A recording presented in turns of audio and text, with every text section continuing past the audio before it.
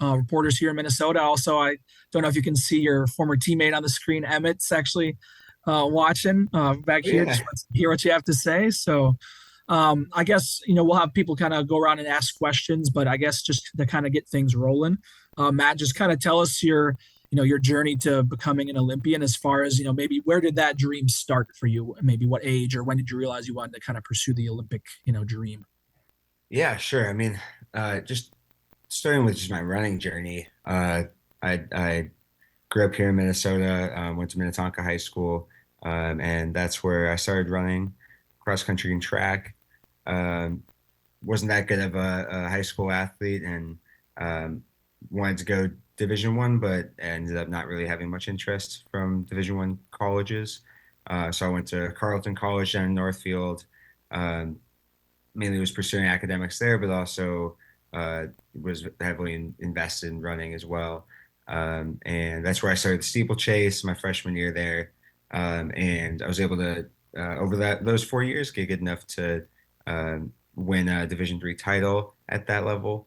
And my accolades were good enough that at that point, plus the fact that I had extra eligibility from COVID, I was able to get a chance to run at the University of Minnesota, which is where I was at for the last 2 years.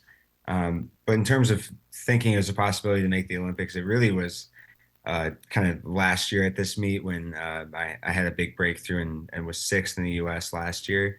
That's kind of when I realized, I really should try to do this full time and really take a shot at making the Olympics at this year. And so that's why I moved up to Flagstaff and joined a professional Under Armour team out there, and was training at altitude and doing that full time and putting in that effort, and ended up paying off on Sunday.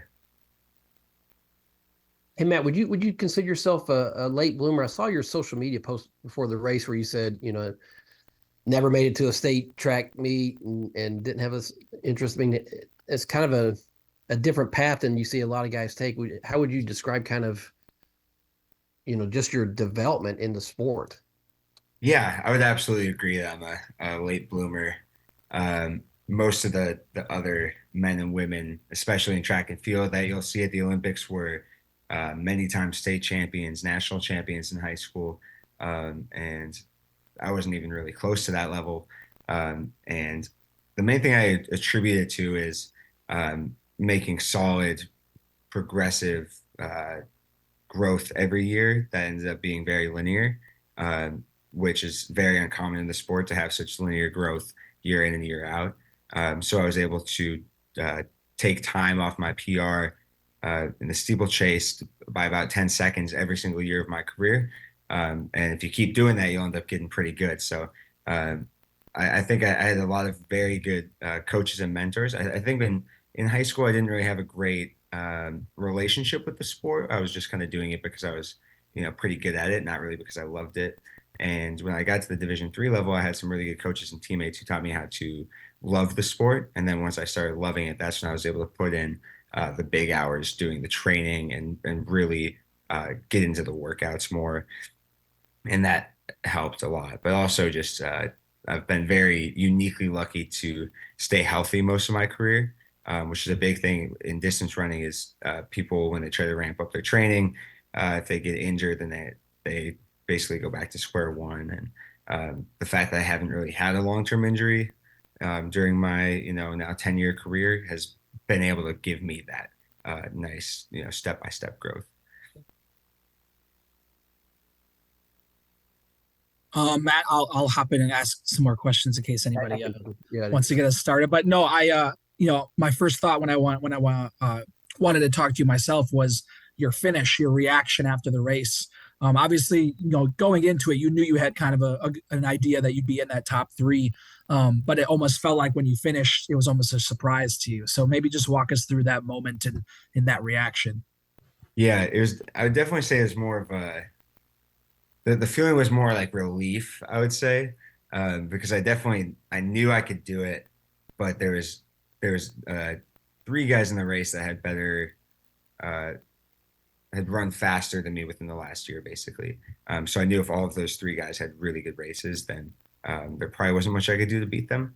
But when I came across the finish line, you know, I 100%, you know, did visualization beforehand and saw myself winning.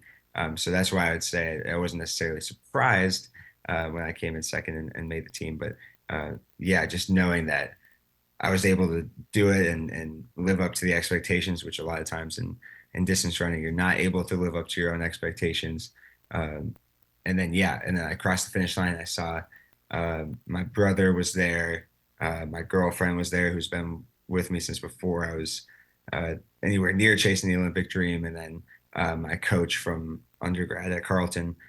Those three had gotten tickets right by the finish line. And so I finished the race and looked over to them, and they were all crying. And so that made me very emotional as well. So yeah, just, yeah, pure elation. Yeah. Hey, Matt, with not having steeplechase at the high school level in Minnesota, how did you come into the sport? Were you aware of it? And kind of what was your reaction when, was it Coach Ricks that said he wanted to try it, steeplechase? Yeah, it was Coach Ricks who wanted to have me give it a shot. I knew what it was, and I always knew I was kind of a little bit more, you know, jumpier and maybe a little bit more had a little bit more vertical than a lot of distance runners because I played basketball when I was growing up, and yeah, so I kind of knew it was something I was going to want to try at the collegiate level. But yeah, Coach Ricks basically, I came to Carleton, and he said, you know, we want to find something that you can be a national champion in at the Division III level. So that's why we gave it a try because my other PRs weren't that good, so we didn't really think it'd be possible in the other events. Even though I did end up being a national champion in the 5K as well. Was it something you took to naturally, that sport? Because everybody told me that you like on your training runs, you're jumping over fences or snowbanks or whatever, you're all kind of bouncing around. Is it something that just kind of came natural, that event? Yeah, I mean, it was definitely a learning curve, but I think it came more naturally to me than a lot of people. But I also had a lot of support, so that like, you know, I was running times that at the Division III level were pretty good, but at the Division I level wouldn't have been quite as good. So the fact that I was at the Division III level and was getting positive affirmation for that as well, that kept me kind of doing it. But yeah, I just loved the idea of, you know, having hurdles and having a water barrier and stuff to jump over, and I loved practicing the water barrier, and still to this day, it's a big strength of my my running too. Yeah, Matt, how do you sort of train yourself to in the complexion of a distance race when you add in the element of, you know, jumping over an obstacle and jumping into a wire pit? Like, how does that change your strategy in a distance race? Right. I mean, the main thing is just like anything can happen in a steeplechase. That, you know, I mean, falls can happen in a 1500 or a 5K, but it's a lot more likely in the steeplechase. So you really have to be aware of your positioning. Make sure that you know, have your eyes on the barrier and can space yourself out so you have enough space to get over the barrier and get a clean hurdle. That's another element that the other hurdle events don't have because they're in lanes, so they don't have to worry about running into people. But yeah, you know, after 3 times a week after we go for our training runs, when I'm training up in Flagstaff, I'll come back and do hurdles and do practice with that. Oftentimes we'll throw on spikes and just do sprints over hurdles just to practice kind of what the end of my race is going to look like, try to run those paces. And yeah, and then just in workouts, we'll throw in water barriers here and there. And there's also the element of strengthening. You have to be strong in a lot of ways that distance runners aren't, because when you are landing from a hurdle, I think I've heard that you're bearing the weight of like 7 times your body weight when you're landing, which is not something you have to deal with in other distance events. And Matt, I gotta ask this quick. With your you know, journey with steeplechase, you know, it's obviously, it can be a very humbling event, you know. So did you ever have a humbling moment? And if you did, maybe what was that, if you'd like to share it, you know, whether it was in training or in a race or a competition? I think you, if I do remember, I think you did fall at, was it Raleigh Relays at one point in your career? Yeah, and that was a funny one too. Yeah, that's the what City I think Custom of Cash Card. when you say that, just because I in that race I had told everybody like I was so good. It was my first steeplechase as a gopher, and I told everybody that I was a really good over the water barrier, and to keep an eye out for how good I looked over the water barrier. And on the first one of the race, I slipped on it and fell and took a little roll. But I was fortunate to kind of roll into it and have some momentum and get right back up, and I still won that race. But yeah, that was humbling. Hey, Matt, had a two-parter. Did you do any hurdles in high school, or was it just all distance? All distance, yeah. Okay. It sounds like you had just a huge fan contingent, people that maybe didn't even know were out there at the trials. Somebody told me that every Division III coach and athlete were cheering for you that was there. Kind of what is that? You see that in the Olympics, right? Where just this community support comes around. What have you felt that, and kind of what's that been like for you? Yeah, I mean, the sport's been overwhelming. So many people introduced themselves to me in Eugene that were there and watching, and were like, yeah, I was a Division III athlete, or I coached Division III athletes, or I'm a parent of a Division III athlete. And I think it really speaks to people, because those athletes are oftentimes overlooked, or told they're not good enough, or just assume that they're not good enough as Division I athletes, which just oftentimes isn't true. But yeah, I mean, the support has been amazing. My family was out there. My girlfriend, her whole family was out there. I had a ton of teammates from back in my Minnetonka days and my Carleton days that came out and watched. And then just still haven't gotten through all the text messages and Instagram DMs that have come through since then, because there's so much overwhelming support. Yeah. Matt, are you cool with like kind of holding that, torch as far as like the Division III, badge of honor, I guess? I feel like you've done a really good job with that side of things. But as far as like, how important is that? Was that always like, a motivator for you? And if it was, why was it so motivating for you, instead of just being like, hey, that's where I happened? But is there almost like a chip that like developed with that? Yeah, there's absolutely a chip on the shoulder. And it's interesting, because I'm very proud to have been a Gopher as well, and have that aspect of my running career, and to have been a Big Ten athlete. But I chose Carleton, and I ran there for 4 years, and graduated from Carleton. It's not like I was planning to transfer D1 and make it big. I mean, if I had the ability to keep running at Carleton, I probably would have done that as well, just because I had no reason not to, because I really love the coaches there and the team. But yeah, in terms of just having that be a chip on my shoulder, yeah, absolutely. There's a ton of coaches that I raced against, specifically in the Big Ten, that I reached out to in high school that never really responded to my emails. So then last year, being able to win 2 events at Big Tens and was named the athlete of the meet for Big Tens, just doing that and being like, I bet those guys wish that they responded to my emails, and now especially too, I bet they wish that they could have put a little bit more recruiting effort into me. But it's fine, because I also understand why, I didn't have the times to come out of high school, but absolutely that was a factor that I wanted to prove myself. Matt, Go ahead, Jeff. I just want to ask, how do you sort of manage the elation and the high of taking second at trials, and then you still have some uncertainty with, hoping you get a call late next week that you're actually officially going? Just how do you sort of balance those two as it equates to the weight to get to the Olympics? Yeah, absolutely. So just in terms of like how the mathematics are going to work for the point system, it's pretty much like 99.9% sure that I'll get in. So I kind of knew that going in. Just because this weekend is the last weekend that people would be able to bump me out, and it's just not really possible that many people would be able to do it. But yeah, I mean, it absolutely is a thought, like, man, what if something did happen where I couldn't get in? But try to silence those and just fully embrace it. Yeah.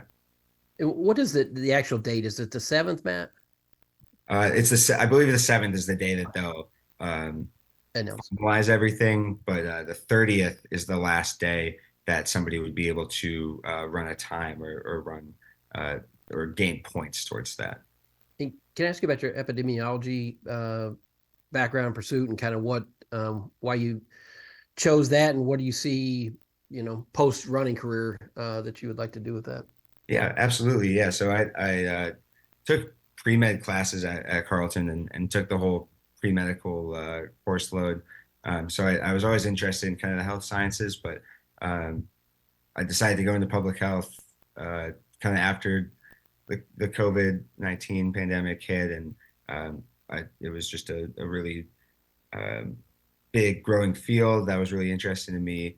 And I also needed something to do basically in grad school while I continued running. But when I started at Minnesota, my first priority was definitely still academics over athletics. So I got my degree in epidemiology. I worked my way through grad school at the Department of Health, working in foodborne illnesses, which is a very, very different experience. But always loved working at the Department of Health too. It was a great experience, and I think there's a good chance that I'll go into epidemiology when I'm done running. But it's also so hard because I love track and field so much, and the times when I really feel kind of like I'm in the right place and at home is when I'm at a track meet, and I can't really see ever giving that up fully. So there's a good chance that I also go into college coaching or high school coaching, at least part-time. Matt, what have your conversations been like with maybe friends and family since that kind of viral moment on NBC where you say, "Am I dreaming? Is this real? Will somebody wake me up?" Just kind of a fun moment that took off on the internet. What was that like in your head live, and then what have been the conversations about that been like since? Yeah, I mean, yeah, just live, I was like, it's like, okay, don't say anything dumb. But yeah, just kind of, I was just pure emotion speaking. I didn't have anything planned. A lot of people asked if I had like planned to say that. But yeah, no way. That's just the first thing that came to mind. And yeah, a lot of my friends and family are like, especially because I'm back in Minnesota now just for the rest of the week. Came back here just to celebrate with some friends and family, and they're all like, oh, I feel like I'm meeting a celebrity now. I'm like, come on, I'm the same person. Nothing has changed from that aspect of it. But yeah, like I said, I mean, the overwhelming support and a lot of people just telling stories about remembering me as a younger athlete and people kind of always having that belief in me that even I didn't sometimes have, and that's been really special to hear as well. Matt, what's the plans now? When do you head to Europe, and kind of what's your training schedule leading up to the Olympics? Yeah, so I'll be in Europe starting next week. So actually on Sunday, I'm heading out to Europe, and my team just has a base out there in Belgium that we can kind of hang out in. So I'm going to be out there for a little bit, and then hopefully I'm going to race again, just to try to run another fast steeplechase and kind of gauge the fitness again. So there's actually a meet that they're hosting on July 7th in Paris at the same stadium where they'll host the Olympics. So I'm hoping that they'll accept me into that, and then I'll run that. And then between then and the actual Olympics, my team's going to be training in St. Moritz, which is a mountain town in the Swiss Alps in Switzerland. That's at high elevation. So it's kind of similar to where I've been training over the last year, which is Flagstaff, Arizona, which is up at 7,000 feet elevation. St. Moritz is up at 6,000 feet elevation. So it's kind of a similar area for us to train. So I would just be there for that few weeks between that meet and then the actual Olympics starting. So Matt, you have a really young team in the steeple going. You and Rooks and the guy from BYU. So do you guys need to get more international experience, or do you need to learn something about the international races? Yeah, absolutely. I think that we do. I mean, Kenneth had the opportunity to run some Diamond Leagues last year, and he ran at Worlds. But for me, especially, I've had a lot of people tell me, like the way that I race is I'm very passive, and part of that's just because I'm not like a very physical racer. I don't like assert myself, but I kind of like, especially even in the trials, I was at front at the beginning, and then people would pass me, and I would kind of just let them pass me. I've been told by a lot of people, like at the Olympics, if you want to make it to the final, you're not going to be able to do that kind of stuff. Like you got to really like go to the front and like keep that position. And I think that's something that I'll hopefully be able to learn if I'm able to run this Diamond League in a couple of weeks. But yeah, I think, and also just running against that level of competition, because it's a whole different level of competition than I've been used to. I think, yeah, it'd be nice if I could get that little bit of international experience before going out to the Olympics. But yeah, actually, so for the third person on the team, it's very up in the air about whether it's going to be James Corrigan, the other BYU kid. If it's not him, it's going to be Evan Jager, who, of course, has all of the international experience, right? Like this would be his third Olympics. He has like the top 8 times ever run by an American. He's been doing it for 16 years, I think, is how long his pro career has been going. So if I do have the chance to be on the team with him, I'm sure he'll be able to impart a lot of wisdom on me as well. Matt, what's the realistic expectation for you? Obviously, you don't want to, look ahead too far, but is there like a level of expectation internally, or how are you kind of, thinking about that, side of things of once you get there, how do you do? Yeah, absolutely. So, I mean, the main goal is just going to be make the final and be able to do 2 races at the Olympics, basically, and have as much fun as possible. So I think we'll get a better idea if we can do another steeplechase between now and then, like that meet I was talking about in Paris beforehand, just because I haven't ran a fast one in like a month and a half now. I've ran, the competitive one at the trials, but because it got out so slow, it wasn't fast. So we think that I can run a lot faster than what my PR is, but we're just not sure how fast I can run. So if I can go out there and run maybe a time closer to 8:10, then it's like, okay, all of a sudden, you might be able to place pretty well at the Olympics, like a top 10 finish. But so we'll have a better idea of that if I can race again, but definitely want to make the final. That's the biggest goal. Do you have any more questions out here? Emmett had the question, Matt. He wondered if you've picked your socks out for the Olympics yet. Not yet. No. Maybe tell a story about being the only steepler with long socks. Yeah, I wanted to, so I always wear these long socks that have my dog's face on them. I wasn't able to wear them at the Olympic trials because they have very strict, basically rules about how big of logos and images you can have on your clothing. So I wasn't able to wear the dog socks.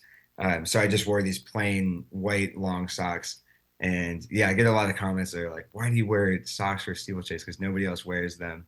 And then I have the ability to say, yeah, I can wear socks because I don't get wet in the water pit, which essentially just means that because my water pits are so good, I jump over the water completely, as opposed to other athletes often have a foot or two in the water.